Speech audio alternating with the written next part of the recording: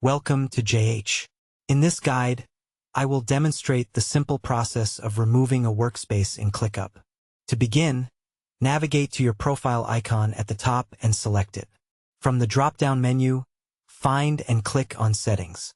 The My Settings page will appear, but you need to scroll down the left sidebar and select Workspaces instead.